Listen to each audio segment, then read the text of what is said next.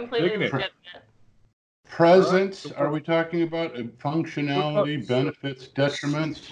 Glacia, take it away. Go ahead. Yeah. Let's start with Glacia. Go ahead. Social media. All of that, yes. I mean, I think we need to touch on, the good, the bad, the ugly, the benefits, the detriments, where the sweet spot is, whether to self-manage or to outsource. And unfortunately, Rob, brand. You can't have social media work for you without having a brand to put forth onto the social media. So, as an author, we are our brand. We are our brand, 100%. I mean, and yeah, you kind of have to establish what that is before you go stumbling out into the social media wonderland that is, I don't know. I mean, could we call that like the big four? You know, your Facebook, Twitter, Instagram, and YouTube, like. Yeah, I think that would be the big four. You know, there's other ones out there, but I mean, there's Tumblr and those are the ones that are most tied to a commercial entity anyway. So if you're gonna, I mean, brand means commercial, so those should be the four you would focus on. Tell me though, because I'm stupid and I'm coming new to this. If I'm out there and I have no idea, what are the borders around the definition? What do I need to know about a brand before I worry about pushing it? How do you establish a brand? Ray's right. We are our brand, but from a visual and a connector to the outside world for the purposes of developing that brand, selling books, connecting. What is the first step for somebody who's new to social media, for example?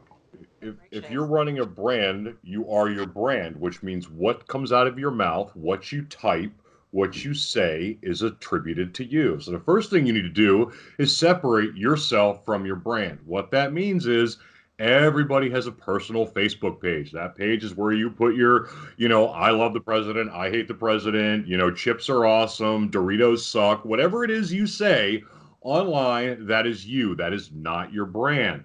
The first thing you have to develop, you have to divorce yourself from your brand, because you really don't want to start throwing your opinions with your brand unless you really just want to.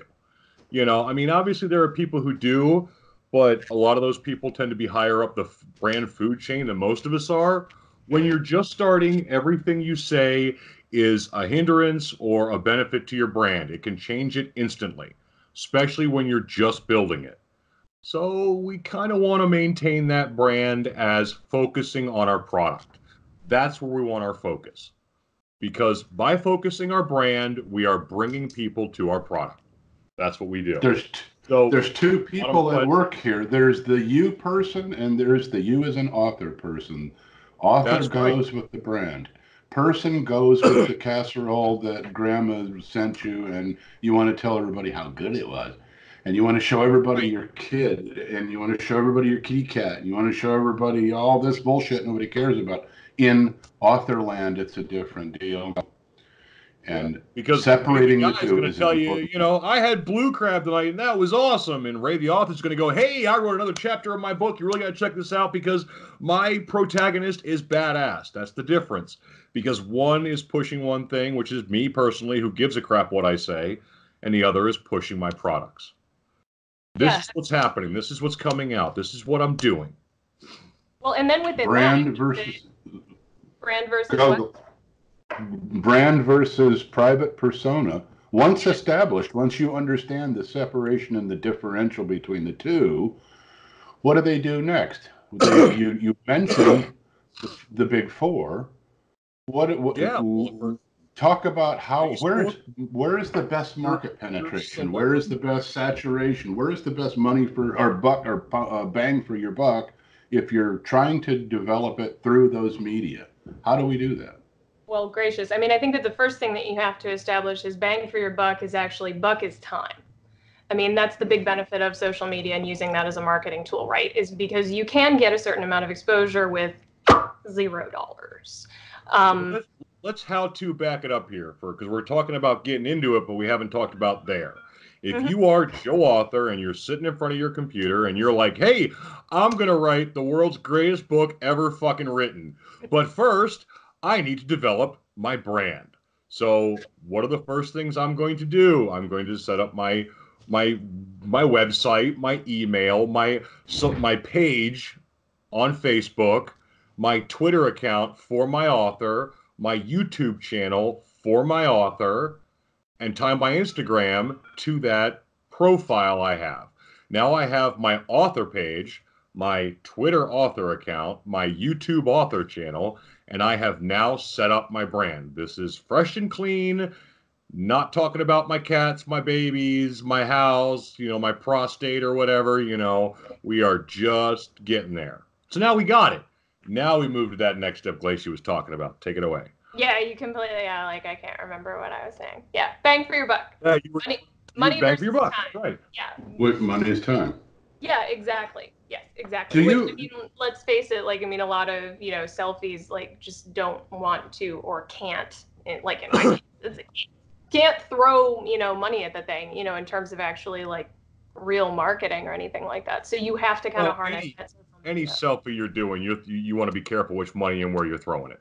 Sure. Yeah. Because that's wasting money. Even with the presence of, a whole lot of money that you could be using for a marketing campaign, right, it's still vital that you take advantage of social media as a way of sort of, allowing your fans to connect with you. That's the funny thing is a lot of times I think that you hear, allow the author to connect with fans, but really it's the other way around. Yeah, exactly. It's to allow you to be accessible to the people who are interested in the shit that you're doing. And a great many authors out there, I think, don't really actively connect with their fan bases. It's just sort of put out there, and then the fans connect with it. But so, Ray, you're talking about, getting everything all set up on that. Setup. Yep. Yeah, you're there. Clean slate sort of thing. There's another question there in terms of branding, but it's probably not relevant to the topic of social media. But in terms of whether you're going to use your work as your brand or your persona as your facade, if you will. Well, I mean, if your books are your books, here's the issue I tend to have with that, and I see a lot of authors doing it. They use their book as their brand. Don't do that, because your book is your product, not your brand. Yes. You're going to have more than one book. Hopefully, you're going to do more than one book. So you want to have, just like there's Kellogg's and Kraft and Coca-Cola, they have their products and they have their brand. There's a difference. If you make your book your brand, when you move on to the next one, you're starting over. This is the problem. Yeah. Now, some people will go, but I don't have a book out yet, or I haven't turned around and published it yet, so why the hell am I doing this? Because if you go right now as a person and Google yourself, you're not going to really find much. You're going to find your personal social media, you're going to find your Spokio, you're going to find all that crap, but you're not going to find your author stuff. By doing it now, you're laying the foundation for when that book comes out, somebody types in your name, they're going to find your author stuff, the stuff you want them to find. When I started doing it and I typed in my name in Google, it came up with all my computer crap because I spent years working computers. When I actually had to search me as an author, I had to type Raymond Bailey, author. And then it came up with my couple of things. I do that today. Everything's author. Everything I've got that comes up is my books, my brand, anything I've got going on. And that's the point. You start it because it allows the search engines to find you and index you and get you ready for when you release that book. That's the important. They have to learn. That's another. Exactly.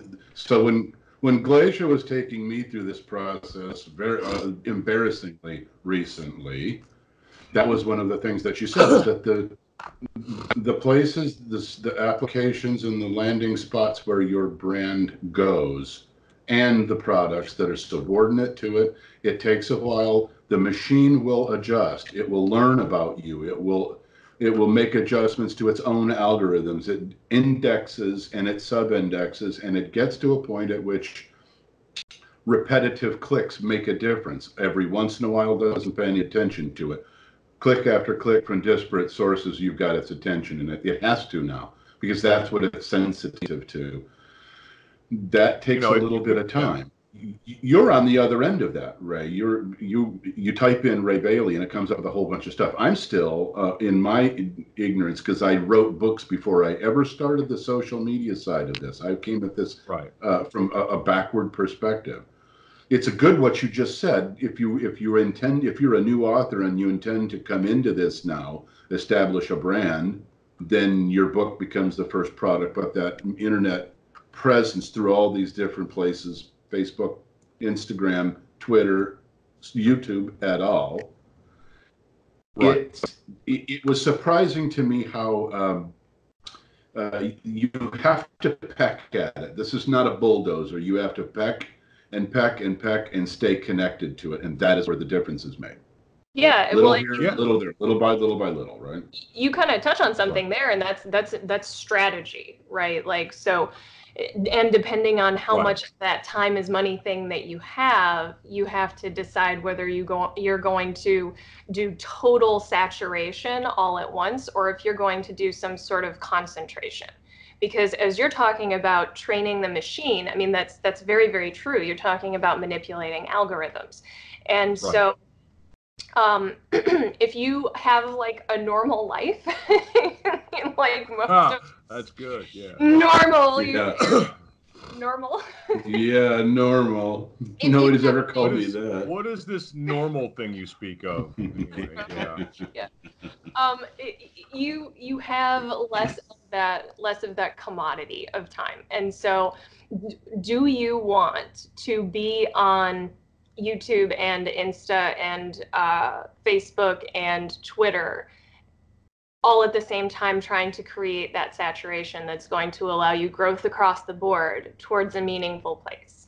Well, and everybody has a strategy set they do. It depends on what you have available to you. Yeah, exactly. Yeah, that's kind of what I'm getting at is like, you know, if you're willing and able to go and just like plaster your crap all across that 4 and manipulate all of those algorithms together, because they do talk to each other to a certain extent, Instagram and Facebook especially.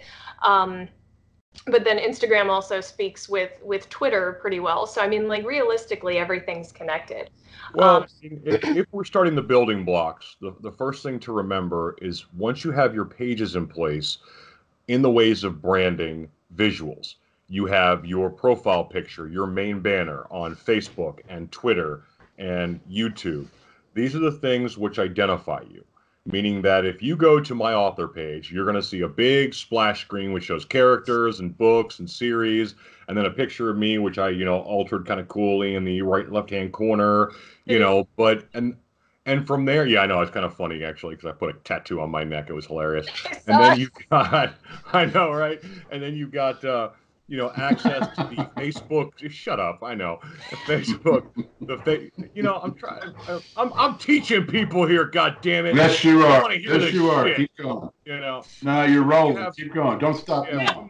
I'm gonna fucking beat the shit out of everybody on this channel. And then we've got, the main Facebook author page, and then each one of my series has their own Facebook page, and they're all, big plastered visual banners. Every time I put something up, if I post, I include a visual with it because people want to see something.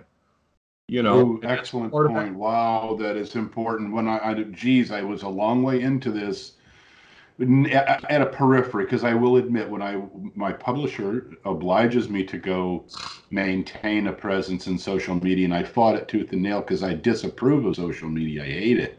I don't want to play there. I don't want to go there. To me, it diminishes me as a human, yada, yada. And so I was only walking along, smacking the branches a little bit from a distance. But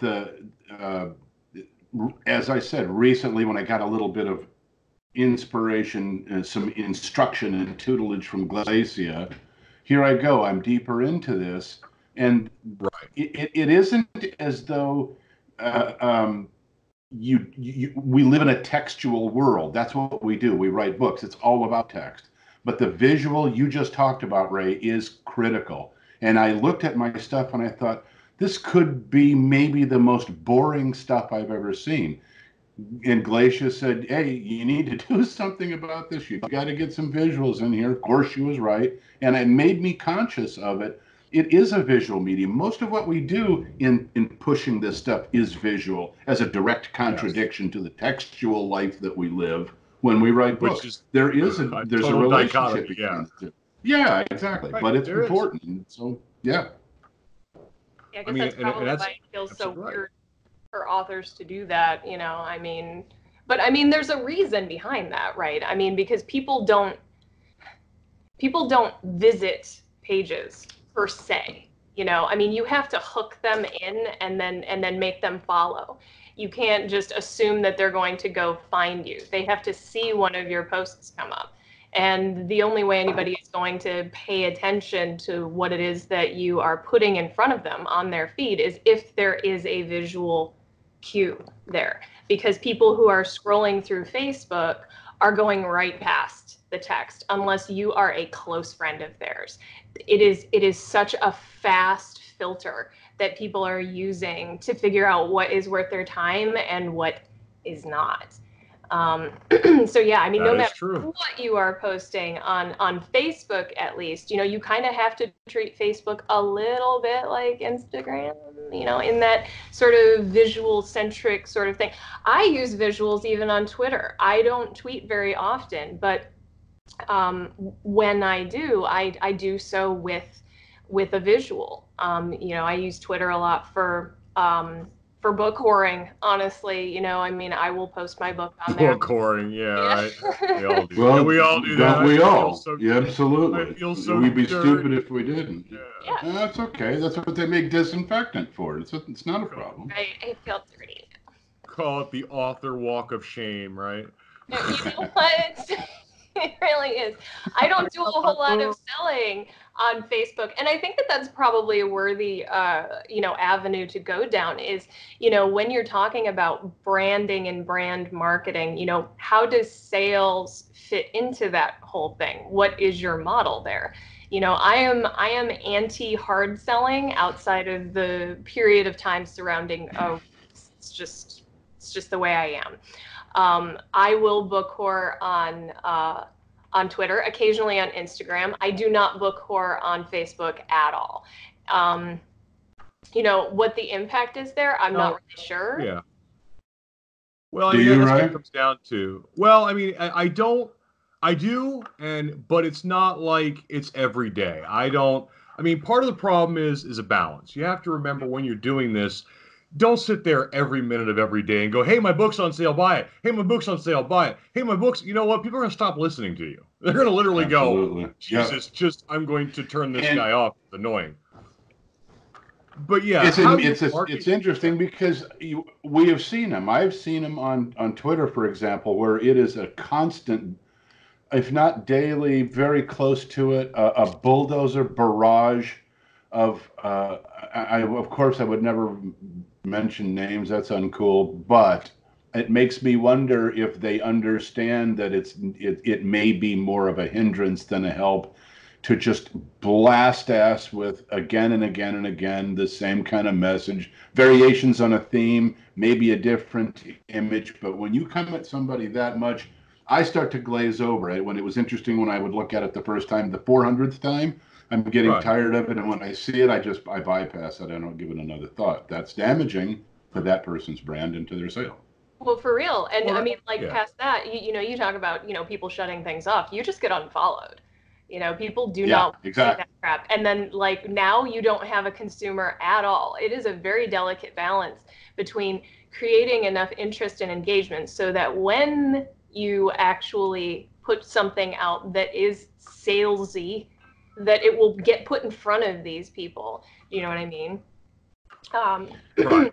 It's very true, and that's one of the issues you need to have. I mean, and to give you an example, when putting stuff out like that, it tends to be more like, okay, I'm going to create a quick picture of my character and my logo for my series and do a little quote and go, hey, I wrote, 4 more chapters or 3 more chapters on the book this week. It's really going great. I'm digging into these characters and it's awesome. I can't wait for you guys to see. I'm not selling my book. I'm not saying the same old thing. I'm giving a progress update and adding emotion to it. Yep. That's really what it is. And you know what? That's different. And I include a picture. something they hadn't seen. They kind of look at it and go, hey, that's kind of cool. I like that, Maybe I'll check it out when it comes out. That way you're keeping people informed and engaged. Yes. Cool, new, catchy, and but that's the connect the. Rob. Well, yeah, that's the hard thing too. It's a hard thing to do because of that. It's the hardest thing because you got to keep people engaged for months while you're writing the thing. You really do. Yeah. I honestly, well, I think I don't even begin talking about my webs until they are like nearing completion. I don't do the word count updates. I will tell people when I'm plotting, but I mean, like, this is just different approaches, right? Like, I know a lot of people who post word counts, like got 2,500 a day, got 3,500 a day. That is so annoying to me. My skin crawls and I say, I don't care how many words you wrote today. Maybe they're all terrible words. That doesn't tell me anything. I'm not impressed. It's not for me either, for sure. But it is one of the approaches that is taken out there. And then you have, Ray, who gives more, more more frequent updates on stuff that's going on, like within the actual writing of the book. That I don't do that. I do, I worked on the cover. I did my cover shoot. I plotted everything. I began creative phase. I'm halfway through creative phase. I'm finished. I'm editing, and blah blah blah blah. So like milestones. And I tend to. How come we lost you? We just lost her. Ray? Can you see her? I just lost her video. I can see her. That's just your connection going wonky. Nope, I can see her. But I mean, my approach is more, and this is the difference. Some people do it as what I call the lofty approach. It's everybody, I've got 2,500 words, and here's what I did, and here's my chapter. I tend to take it as more like the buddy standing next to the computer. Come here, take a look at this. This is really cool. I just did this. Yeah. No, that's different. But you're not beating the hell out of them either. That's an excellent analogy. This is neat. Yeah, this is not an advertisement. You're saying, hey, come here, check this out. That's a great way of putting it. You're not beating anybody over the head with it. It's also not overtly ceremonial. It's not overly officious. I think most people regard works in progress as something that ought to be waited for. You don't write books in 25 minutes. It's not something that, like a song, that you could write in a week and puke it out. It doesn't work that way. It takes months and months and months, and I think most people understand that. They like a new season in some TV or a series, a season appears, you're kind of bummed because it's going to take until February of 2020. But when it shows up, you don't resent it. You go say, "Ooh, it's time for us to watch this new show." I think books, and as Glacia says, when she gets close and starts getting to where she's in the final edit and proofing stage, she's going to say something about it. Who wouldn't?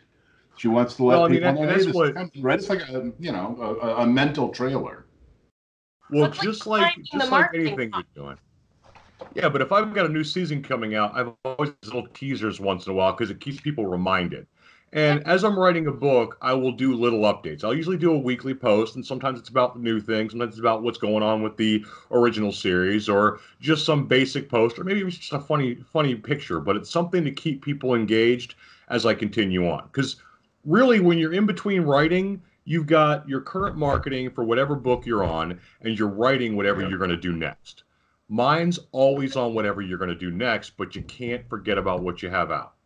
And I tend to try to say, oh, look, this happened, or this is on sale, or this is doing this. But it's when something changes, you kind of post those things, or when you have that month where you're offering it for free, because you try to, like I just did the contest, which is I've got to update today, which is the review contest. It's like, hey, you know what?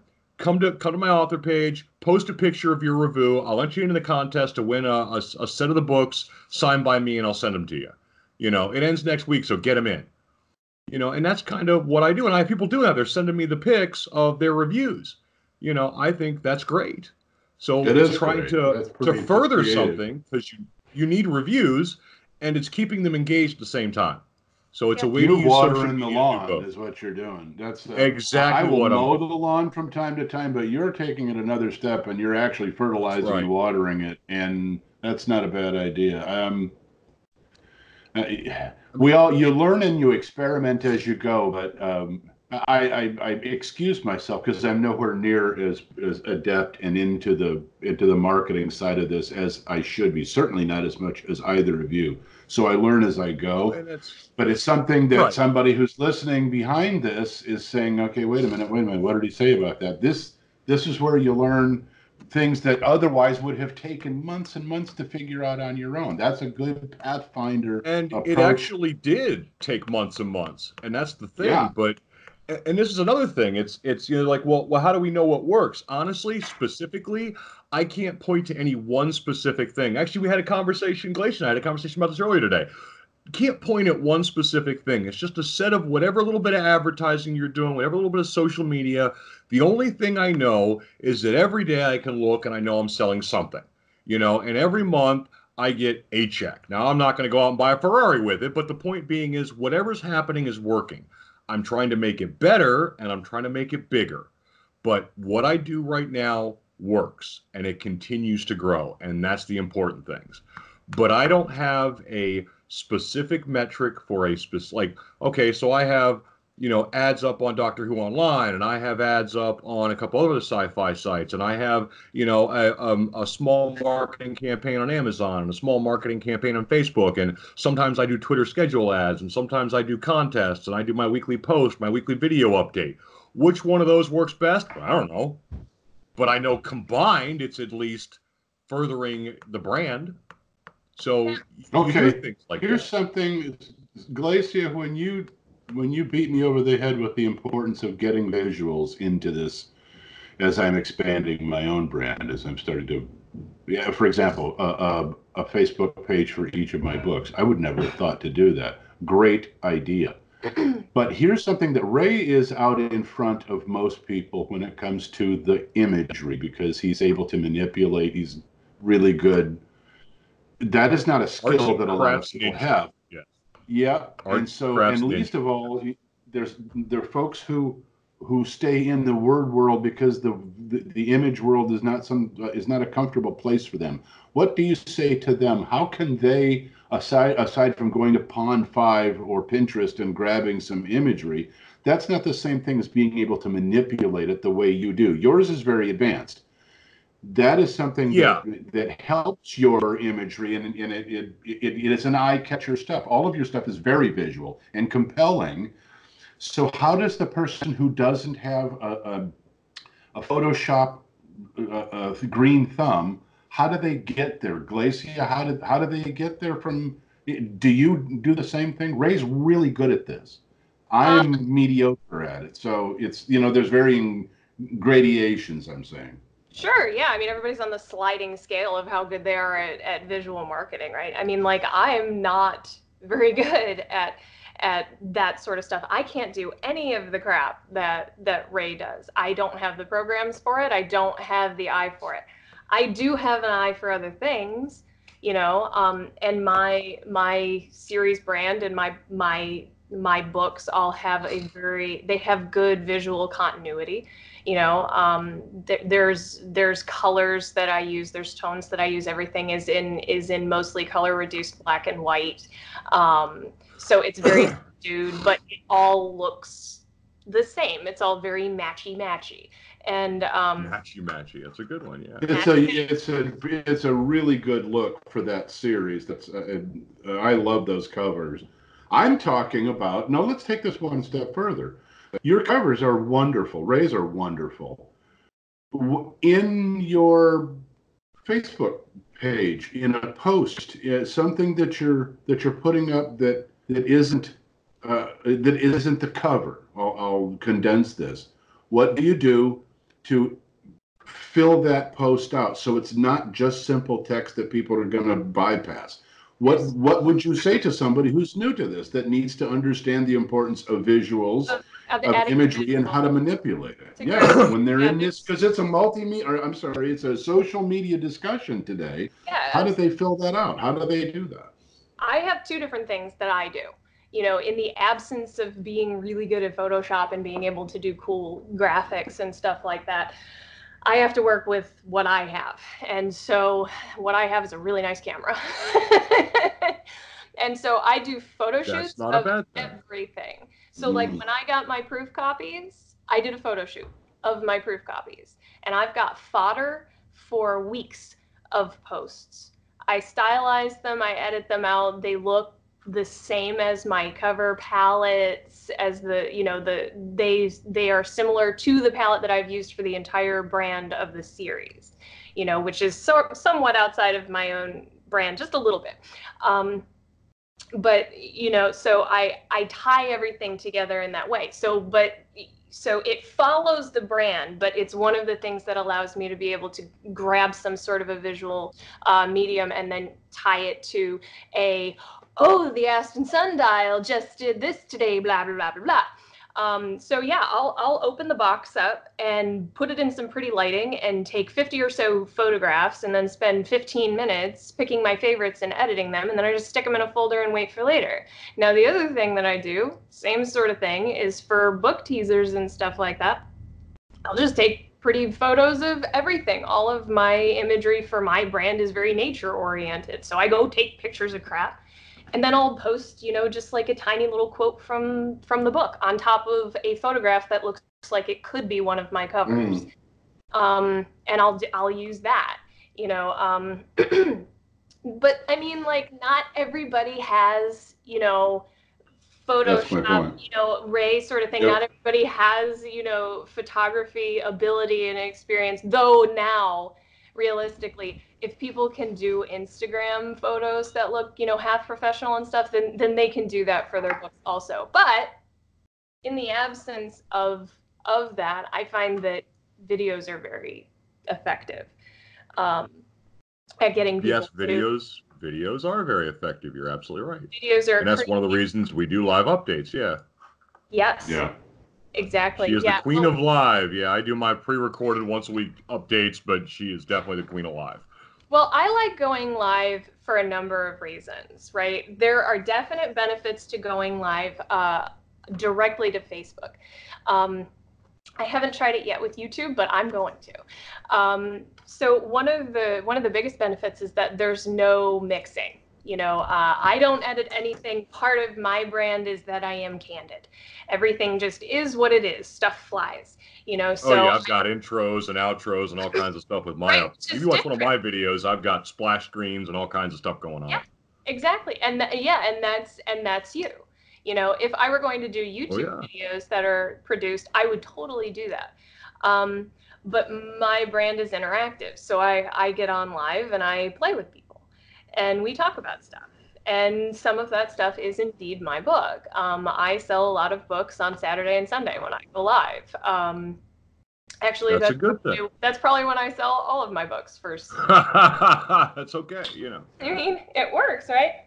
So yeah, that's the fertilizer and the water on the lawn. That's awesome. Yeah. And some people, we talked about the visuals, and if there are people out there who do want to try to go to that next level, that advanced graphics powerhouse thing, it's really not that difficult. It does require a little bit of your time and about $60 a month. That's really all it requires. And what that is Adobe Creative Cloud and like a subscription to Shutterstock. That's it. I mean, the Creative Cloud will give you every tool you need for book covers, all of your ad media, print stuff, video editing, audio editing, anything you ever need is in that, $40 a month you spend for Creative Cloud. All of my tools come from that, and everything I do is from it.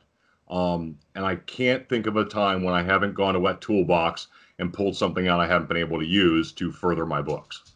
And you're right, it's ninja arts and crafts.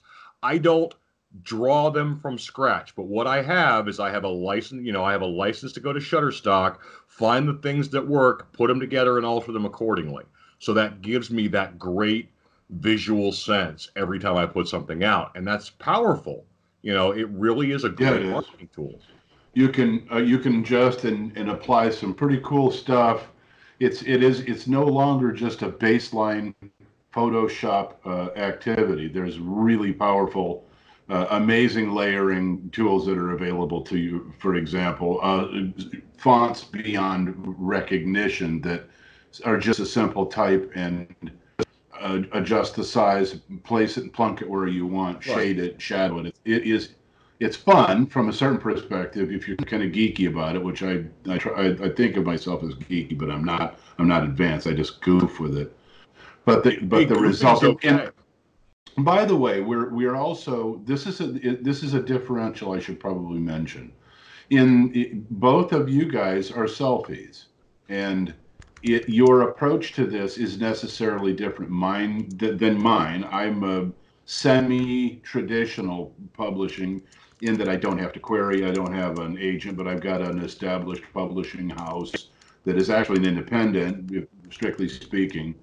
But my book covers are not mine. They generate them in house. I tell them what I want. I knock it back and forth with them. I get what I want at the end of the process. But I'm not the one doing this. And so what I'm making clear is when I go to do anything that's image oriented in the social media world, it's on me. I need to go find whether it's images that are provided to me, a wrap or a banner that my publisher sends me. Those I don't screw around with. Ray gets to do things that I could never do, which is generate his own. He owns the artwork on his covers. Right. Glacia does too. You can manipulate the daylights out of them, and nobody can say anything about it. That's a nice freedom to have. It is a nice freedom, and that's kind of one of the reasons I'm vacillating back and forth about this whole next thing I'm looking at doing. But one of the things I also like to cover with that is not just branding, but sub-brands. If you go to Shadow Chronicles or Earth Reborn or any of the series set that I have, each one has their own individual brand. Each series has their own brand. So you have the author brand, the series brand, and then the book cover, which is the product. So associating them and tying them together gets that sub-brand. I mean, you can literally walk into the Shadow War Chronicles page on Facebook and boom, as soon as you pull it up is the logo for the Shadow War Chronicles, or the logo for Earth Reborn, because that's how you associate the products together. First thing I learned was, and I actually covered this with a couple of different people who do series, is by doing that, you're grouping that brand. If I decide to shoot off one of my spin-off things, I can still refer to that brand and it covers it. And if somebody sees that, they're going to go, I know that symbol. I know that brand. What is this? What is this book? I haven't seen this book before. But they already are associating that with some, brand recognition, and that series brand or sub brand is just as important, because just like you walk in and see Stephen King's face and you know it, or you see the logo for it, you can see a brand for a series. And there are a couple people who do it with the Expeditionary Recon series or the Day by Day series that have their entire series branded. So when you see a sub book come out, you see the Day by Day brand and you go, I know what that is. That's one of the Day by Day books. I like that series. I'm going to read it. Yeah. So it's an association is what you're doing. And it's no different than it is. Glacia, for example, her books are her book covers are iconic. You immediately it's a different kind of it's very artful. I want to say almost ethereal. Yeah, it's very it really ethereal. is. It's kind of that's very unique, and that's cool about it. Yeah, and that almost becomes for her stuff. It's almost like its own logo. It's so recognizable. And she keeps that constant with, like I said, variations on a theme. But you're looking up that tree. Which is it's compelling, especially in her genre, and brand recognition. There you go. It's right there in front of you. It doesn't have to be a logo. Although you just knocked me out, Ray, because I had an epiphany. I wondered about a logo for a book series. Mine, I'm only in my first series, but I have it now, and you just triggered me to do that. So thank you. I learned something on my own damn podcast. Good deal. Actually. See, look at that. We learn all kinds of cool. We learn all kinds of cool stuff. All the cool things. All the cool things we learn. I'm trying to figure out why I can't see Glacia. She disappeared about 20 minutes ago. Hasn't been back. Well, that's okay. I've just been picking my nose and. Oh, all right. Doing uncool things. The restraining order kicked in. That's what happened. Oh man. Yeah. No, I mean, Okay. branding and part of that social media is the big takeaways are images are important, just as important as what you say. In fact, probably more important than what you say most of the time. Oh, yeah. Having a steady schedule, even if it's just once a week, put a post out. Content is king. Keeping people engaged, bringing them back. Use it. Not just put it up there, but use it and keep posting to it. Because the more you do, the more relevant you become. And, sorry, one of the things that I tend to like to do is I'll go to my website and I'll do a post. And I'll take that post and I'll share it out to my social media. That way I'm bringing people back to my site through social media. It becomes a doorway and a portal. So what I'll try to do is once a week I'll do a post to my site and then do a dedicated post to social media. So I'm doing both. That way, those that don't want to go to the site don't have to. They get their information from social media. Those who want to follow through down the rabbit hole can. So there's always that way to go. Right. Yeah, everything should be reciprocal in that way. Yes. Something should be supporting at least two other things and leading, I mean, because within social media you network, but you should also be networking one social media platform to another at all times, or to your website. I Yes. mean, Complementary and ongoing is the Yes. holy grail. Okay. Bring out your day. It really is. Sorry. It really is. I'm happy. That's All how right. it So, is. before we forget, let me also remind everyone, next week we have an interesting discussion analyzing series or standalones, benefits, detriments, a mix of the two. That's coming up next week. That's going to be a good one. He is right. That is That going sounded to be like good. a professional promo. Glacia, did I pass Dude, on that? I Was that okay? am pretty happy with that plug. That's a golf cap plug, man. That's serious. All right, Hey, cool. next week on Authors and Chains. Yeah, I was But I Ray was working. puts you I'm to digging shame it. when he does his thing. I mean, No, Oh he's yeah, got the radio voice. That's right. Yeah, he goes. yeah, you don't want me doing it because I go all squirrely. Forget what I'm No, saying halfway through. I get like the movie trailer, one man, one book. One way in, no way out. Little tortilla boy. Right. One horrible, very horrible, bad, no good day. I mean, just literally, it's. Oh yeah. I start doing the movie Cool. promos. Everybody's like, "Whoa, what is that? I want to see it. What is it?" This weekend, Sunday, the Nuns. I mean, Oh, never let it be said we don't know how to work neurosis.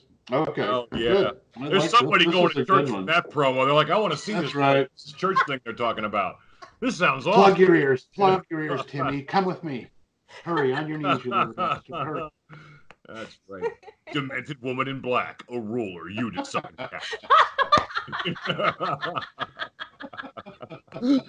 Oh yeah. I apologize to churches everywhere who shows up after this. Okay. Oh yeah. Oh, it's horrible. God, that's what happens. Good show. Good show, guys. That was wunderbar. Though I'm going to go